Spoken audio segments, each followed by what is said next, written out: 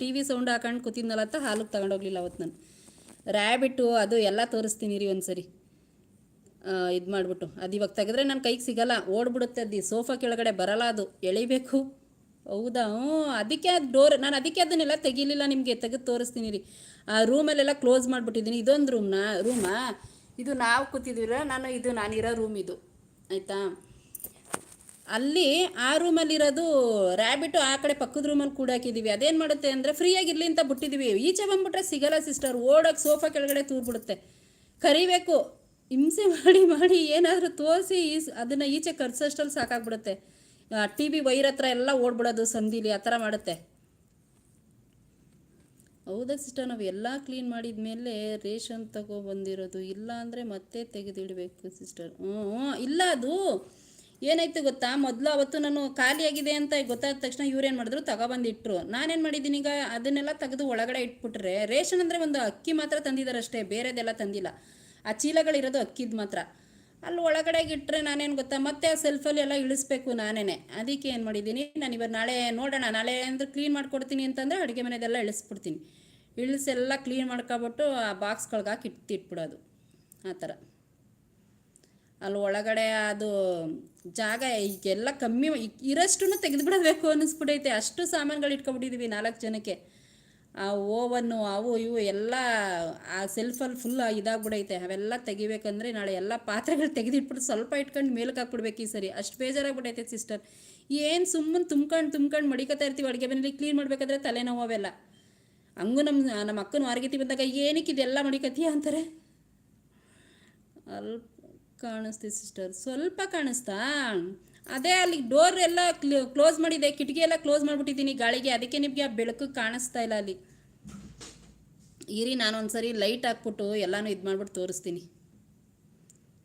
ಎಲ್ಲ ಕ್ಲೀನ್ ಮಾಡಿದಾಗ ನಿಮಗೆ ನೀವು ಅವತ್ತಿಂದ ಕೇಳ್ತಿದ್ರಿ. ನಾನು ಅದೇ ಹೇಳಿದೆ, ಒಂದಿನ ಎಲ್ಲ ಮನೆ ತೋರಿಸ್ಬೇಕು ಅಂತಿದ್ರಿ. ಆ ರೂಮಲ್ಲಿ ಇರೋದೆಲ್ಲ ಮೊಲ ಎಲ್ಲನೂ ಇದಕ್ಕೆ ಹಾಕ್ಬಿಡು ಅಂತ, ಅದ್ರೊಳಗಡೆ ಹಾಕ್ಬಿಟ್ಟು ಕೇಜ್ ಒಳಗಡೆ ತೋರಿಸ್ತೀನಿ ರೀ ಅದನ್ನು.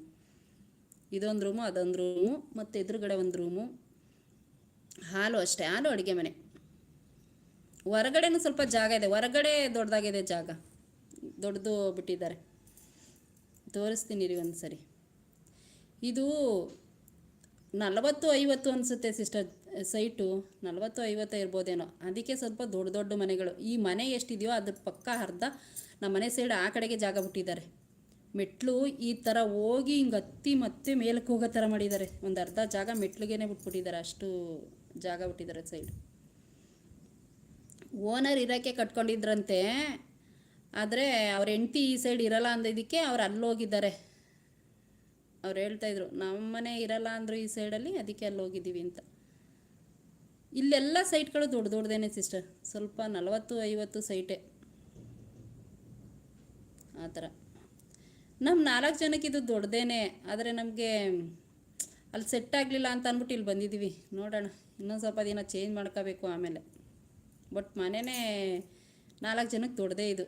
3 ರೂಮು, ಹಾಲು ಎಲ್ಲ. ಆ ಡೋರ್ ಕ್ಲೋಸ್ ಆಗಿರೋದ್ರಿಂದ ನಿಮ್ಗೆ ಕಾಣಿಸ್ತಾ ಇಲ್ಲ.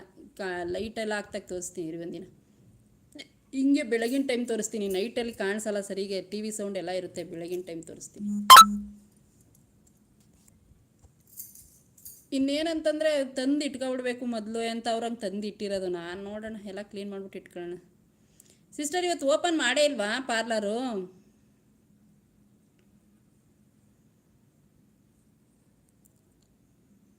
ನೀವಿರೋದ್ರಿಂದ ಕಾಣಿಸ್ತಿದ್ದೀರೋ ಏನೋ ಒಬ್ಬರೇ ಅಂತ.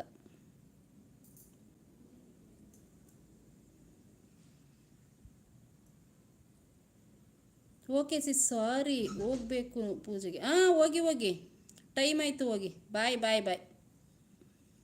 ಹೋಗ್ಬಿಟ್ಟು ಬನ್ನಿ.